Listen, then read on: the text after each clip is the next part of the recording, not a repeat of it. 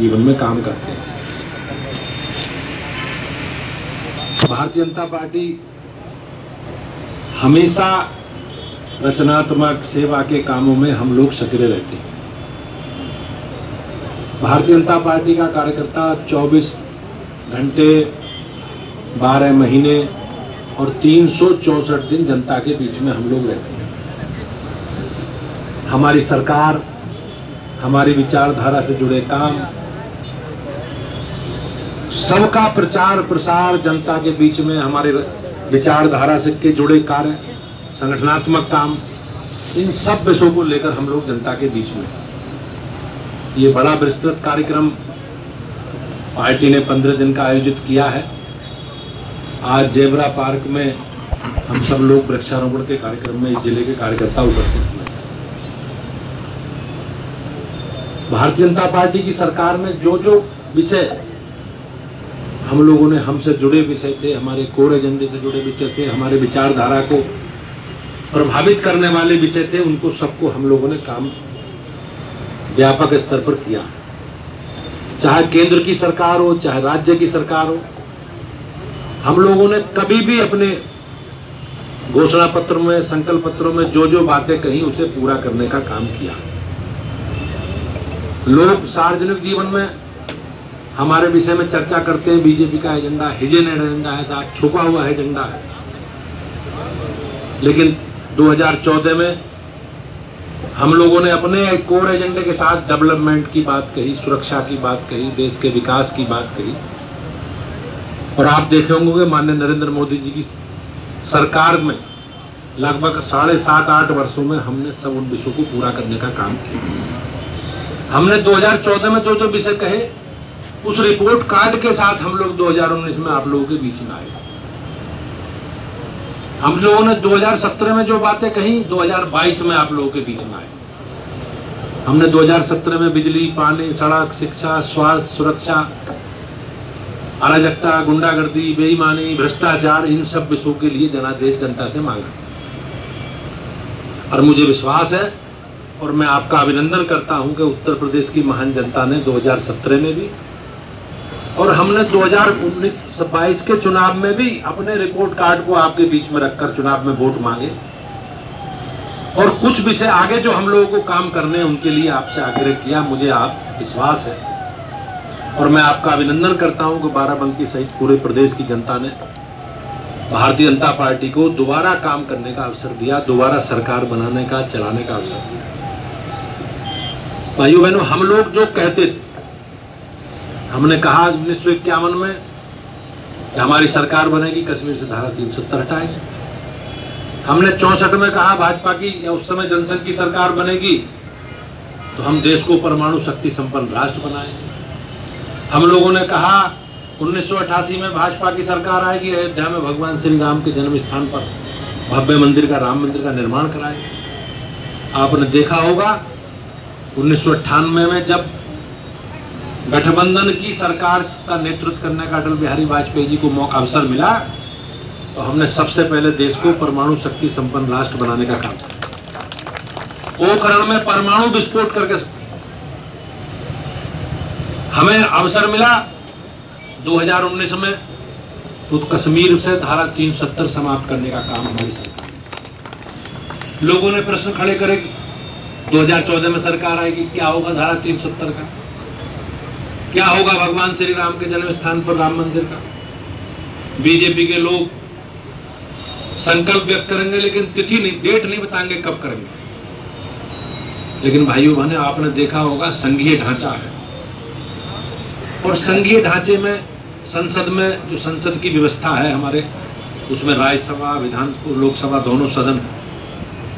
जैसे जैसे राज्यों में हमारी सरकार आने शुरू हुई और विधान, लोकसभा, राज्यसभा का शक्ति संतुलन हमारे पक्ष में आना शुरू हुआ, हमने सबसे पहले कश्मीर से धारा 370 हटाने का काम किया। लोग कहते हैं धारा 370 से हमारा क्या मतलब है, तो कश्मीर से जुड़ा विषय। आप सब जानते हैं ये देश की सुरक्षा और अखंडता से जुड़ा विषय। भाजपा संकल्पित है कि हम अब धार्मिक आधार पर देश में विभाजन नहीं होने देंगे, इसलिए उस धारा को हम लोगों ने समाप्त करने का काम किया। कश्मीर के भारत का जो विलय का अंतिम दस्तावेज है वो धारा 370 थी, उसको हमने समाप्त करके संवैधानिक दायरे में कश्मीर को लाने का काम किया है। ये देश के प्रधानमंत्री जी और भारतीय जनता पार्टी की जो तपस्या है, उस तपस्या के लिए हमारी 5 पीढ़ी समाप्त हो गई, उसको देश के प्रधानमंत्री जी के मार्गदर्शन में गृह मंत्री जी ने पूरा किया। हमारे आपके लिए बहुत बड़ी बात है। भगवान श्री राम के जन्म स्थान पर हम लोग सब जानते हैं, आप अयोध्या हम सबके नजदीक, हमारे दिल में बसती है अयोध्या। आप देखोगे जितने भी राज्य के काम थे, बिजली के वितरण में क्या स्थिति होती थी, वीआईपी कल्चर था, कुछ जिलों को बिजली मिलती थी, कुछ नहीं मिलती थी।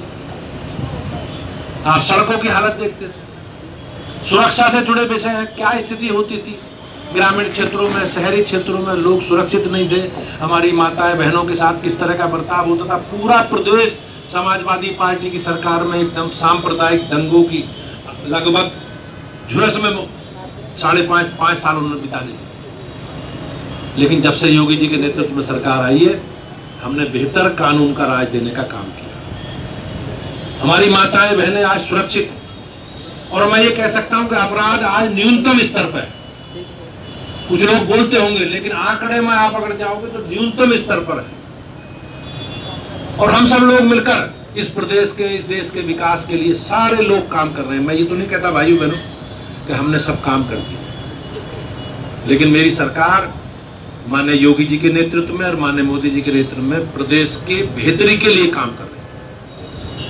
हम लोगों ने चाहे स्वास्थ्य से जुड़े विषय हों, चाहे शिक्षा से जुड़े विषय हो, कोरोना जैसी वैश्विक महामारी को आप देखो, कम चिकित्सा सुविधाएं होने के बावजूद भी, बहुत अच्छी सुविधा होने के बावजूद भी, देश के प्रधानमंत्री का संकल्प जान है तो जहान है, हम लोगों ने उसे पूरा करने का काम किया। सब लोगों ने, भारतीय जनता पार्टी ने अपना समाज का, हम सामाजिक संगठन के रूप में, समाज के बीच में राजनीति से हटके एक सामाजिक कार्यकर्ता के रूप में काम कर सकते हैं। आपने कोरोना काल में देखा, आप देखते थे कहां थे लोग, केवल सरकारी लोग और भारतीय जनता पार्टी के कार्यकर्ता, हमारे परिवार संगठनों के लोग सड़कों पर थे। किसी के फोन नहीं मिल रहे थे जी उस समय। और हमारे लिए गर्व की बात है, और ये हमारी बढ़ती हुई ताकत का, महाशक्ति बनने की ओर हमारा प्रयास है कि आज से 60-70 साल पहले देश में पोलियो की बीमारी आई, लेकिन भाइयों बहनों पोलियो का टीका तब हमें मिला जब दुनिया से पोलियो खत्म हो गया। लेकिन कोरोना की वैक्सीन दुनिया के विकसित देशों के साथ देश में आई, और देश के प्रधानमंत्री जी के संकल्प को प्रदेश की सरकार ने, माननीय योगी जी ने आगे बढ़ाने का काम किया। और आज मैं ये कह सकता हूं कि लगभग 40 करोड़ लोगों को हम लोगों ने वैक्सीनेट कर दिया। 40 करोड़ लोग, उसमें डबल डोज भी शामिल है। ये हमारी बढ़ती हुई ताकत का कहीं ना कहीं प्रतीक। आप सब लोग आज इस कार्यक्रम में उपस्थित हुए हैं। पार्टी का जो सेवा पखवाड़े के तहत ये कार्यक्रम है, आज वृक्षारोपण का, पर्यावरण की स्वच्छता, पेयजल, ये सब सरकार की प्राथमिकताओं में, इसे विषय लेकर हम आगे बढ़ेंगे। सरकार का संकल्प है कि 2024 तक सभी परिवारों में हम स्वच्छ पेयजल पाइपलाइन के द्वारा उपलब्ध कराएंगे।